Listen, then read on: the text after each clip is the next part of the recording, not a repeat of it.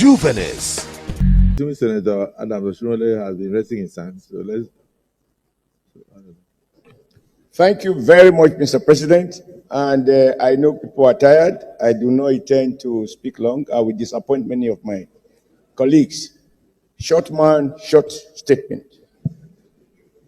I just thought that having listened, first, line by line, paragraph by paragraph, of the report of the Ethics Committee chaired by Senator Neda, and of other contributions that have been made, including the very, very insightful summary by the Senate leader.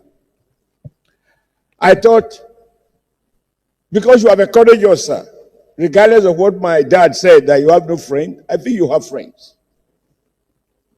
It would be dangerous for you to lead yourself to the conclusion that you don't have friends. How can you preside over affairs of enemies or people you don't trust? That trust line between the leadership and the followership must be serviced. But it can be brought under test in moments like this. My advice is that the quality of a leader is tested when you are under severe provocation, how you manage it, which is why I appreciate the way you have even admitted to more complaints as if nothing had gone wrong. Sometimes in leadership we face those temptations. I thought I should share with my very good friend and sister and also our in-law my experience on the floor of this Senate. I went on China television, in my opinion, to defend the Senate. When we were being accused of spending money here and there, I said, no, I bought my own furniture, etc. A distinguished senator said I had breached his privileges. On that occasion, some people spoke in my favor. But there were few who insisted that what I said was in bad taste. I asked myself there and then, who will cast the first stone that he has never lied? Sorry, he has never erred, if I have actually erred. But on this occasion, my intention was to defend the institution. And yet, some members felt offended. I have been a governor for 8 years. I was re-elected. I didn't do a receipt. I chairman the governing party for 2 years. I was removed. I didn't go to court. So once I noticed that there were some senators who felt that my comment was embarrassing to them, for me, it is a mark of strength to admit that not being my intention, that I apologize to those who felt offended by my comment, even as my intention was very noble and clear as far as I was concerned. I think that to apologize is not to belittle yourself. And even the Holy Bible says, and this is where I want to appeal to those who have taken very strong stand, that any sin we commit, once we admit to the fact of our failing, of breaching any of the 10 commandments of God, that if we apologize to God and confess that we will not do so again, we can still see the kingdom of God. I think it is based on this logic that the committee created a window. And I also know that on the previous occasion, that sort of window, even though not stated, was exploited for a former chief whip. So I don't want to go into the merits because there is nothing new to be said. I just want to appeal to distinguished Senator Mrs. Udwanga that everyone that has spoken cannot possibly be coward or foolish. Truth of the matter is, the rules are binding. They are enforceable. They are potent. I wasn't in the Senate that day. I was in Benin when I saw the fireworks on television. I thought it was something else, but I don't know because initially I didn't know what the issues were. When I was told it's about change of seat, sir, my seat has been changed.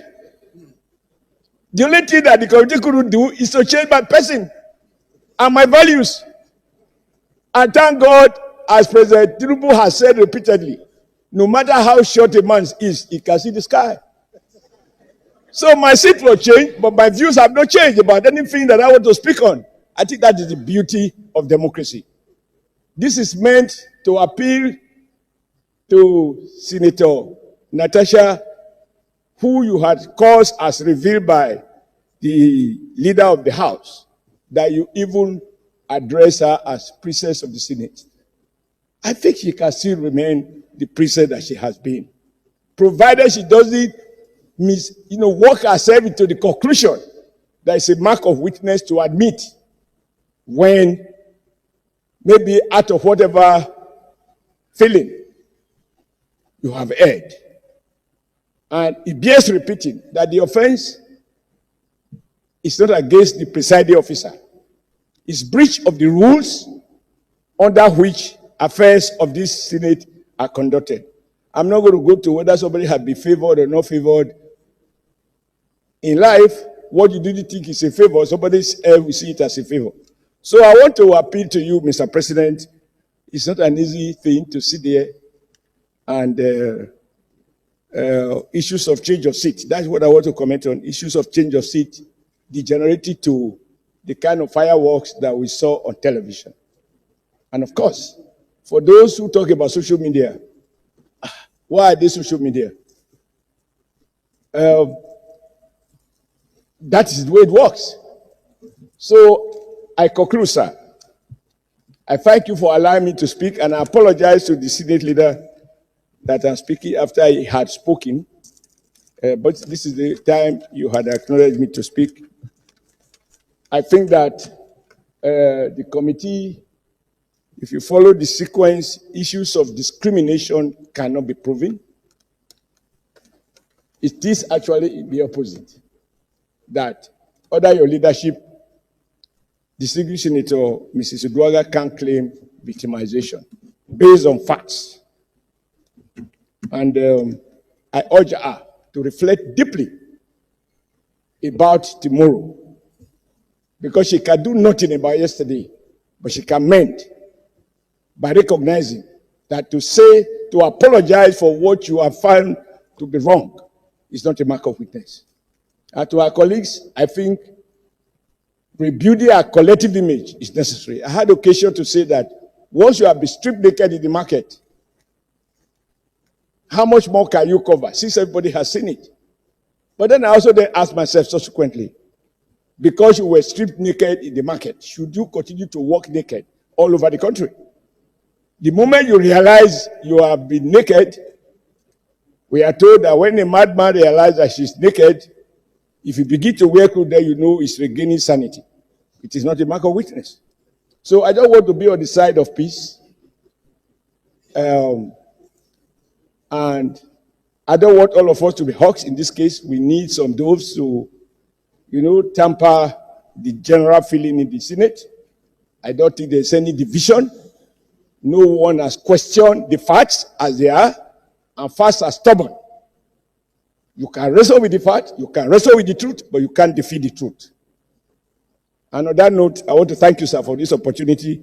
And I believe my sister has heard all those who have spoken. And I'm sure she knows she has a lot of friends among those who have spoken. And they cannot all be wrong. Thank you, Mr. President, for your patience, and thank you for your leadership. Thank you, sir. Oh, you're done already. I'm sure you liked it. Please leave your comments, like, and share this video. More importantly, please click on the thanks button so that you can support Jovialis TV to enable us create more content like you. We appreciate you. Thanks for watching. It's just, it's unique, it's versatile, it envisions, it's newsy, it inspires, it suits, it's Jovialis.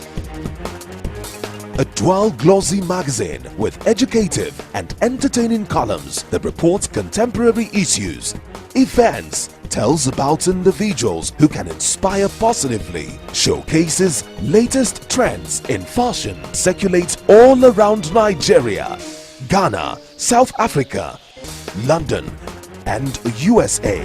Juvenis is published bi-monthly by Peanuts Communications Limited. For enquiries, event coverage or advert placement, call 0803 360 8271, 0805 787 1199. Juvenis Magazine, inspiring the young at heart.